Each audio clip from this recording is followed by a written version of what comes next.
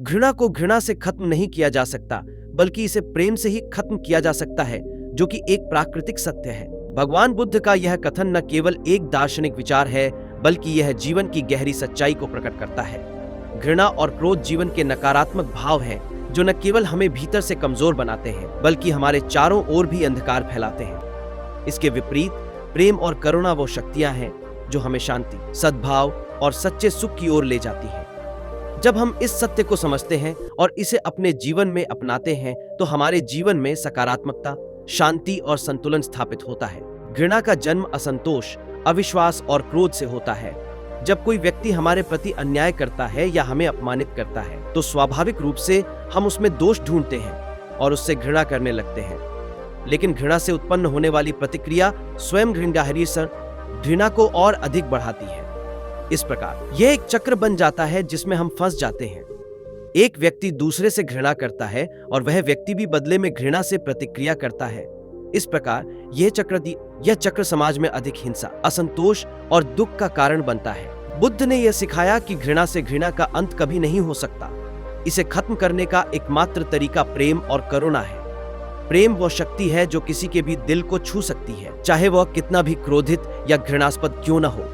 यह प्रेम ही है जो हमें दूसरों की गलतियों को माफ करने की शक्ति देता है, हमें सहिष्णु बनाता है और हमें सच्ची शांति का अनुभव कराता है। जब हम प्रेम को चुनते हैं, तो हम न केवल दूसरों के प्रति बल्कि अपने प्रति भी दयालु बनते हैं। घृणा से भरा व्यक्ति स्वयं को भीतर से नष्ट करता है। उसका मन हमेशा नकारात्मकता और क्रोध से भरा रहता है, जिससे उसकी मानसिक और शारीरिक सेहत प्रभावित होती है।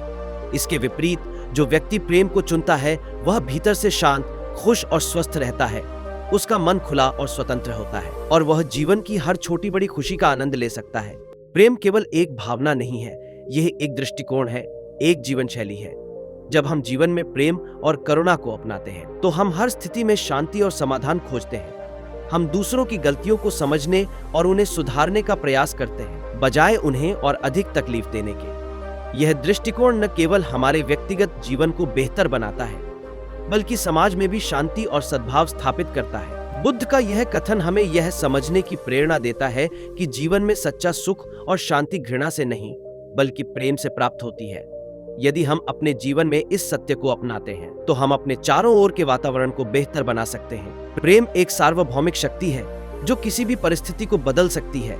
इसका प्रभाव इतना गहरा है कि यह घृणा और क्रोध को भी मिटा सकता है।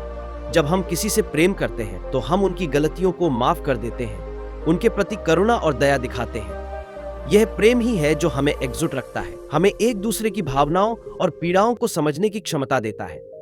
घृणा हमें अलग करती है, लेकिन प्रेम हमें एक साथ लाता है। समाज में अनेक उदाहरण हैं जहां घृणा ने विनाश लाया है, जबकि प्रेम ने समाधान प्रस्तुत किया है। Mahatma Gandhi, Martin Luther King junior और नेल्सन मंडेला जैसे महान नेताओं ने भी अपने जीवन में प्रेम और अहिंसा का संदेश दिया।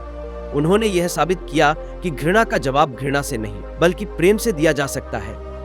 उनके नेतृत्व में लोगों ने अन्याय और उत्पीड़न का विरोध किया, लेकिन उन्होंने कभी हिंसा या घृणा का रास्ता नहीं अपनाया।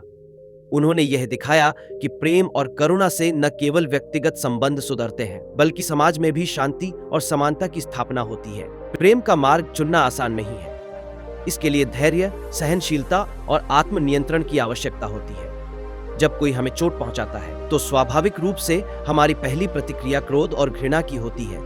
लेकिन अगर हम इस क्रोध पर नियंत्रण पा सकें और प्रेम की दृष्टि से स्थिति को देखें, तो हम न केवल उस व्यक्ति की गलतियों को माफ कर सकते हैं, बल्कि उसे भी एक बेहतर इंसान बनने में मदद कर सकते हैं। बुद्ध ने यह भी सिखाया कि प्रेम और करुणा केवल दूसरों के लिए नहीं, बल्कि स्वयं के लिए भी होने चाहिए।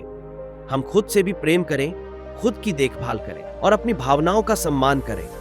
जब हम अपने प्रति दयालु होते हैं, तो हम दूसरों के प्रति भी दयालु हो सकते हैं। इसके विपरीत, यदि हम स्वयं से घृणा करते हैं या अपने आप को दोषी मानते हैं, तो हम दूसरों के प्रति भी क्रोध और नकारात्मकता व्यक्त करते हैं। इसलिए बुद्ध का यह कथन हमें यह याद दिलाता है कि जीवन में प्रेम ही वह शक्ति है जो घृणा को मिटा सकती है।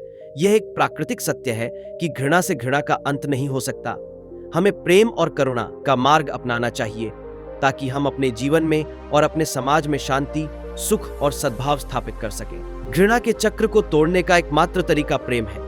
जब हम प्रेम को अपने जीवन का आधार बनाते हैं, तो हम न केवल खुद को बल्कि दूसरों को भी सुख और शांति प्रदान कर सकते हैं। यह प्रेम ही है जो घृणा के अंधकार को दूर कर सकता है और दुनिया को एक बेहतर स्थान बना सकता है। अगर आपको हमारा वीडियो पसंद आया हो तो हमारे चैनल को सब्सक्राइब करें और बेल आइकन दबाएं ताकि आपको नए वीडियो की नोटिफिकेशन मिलती रहे।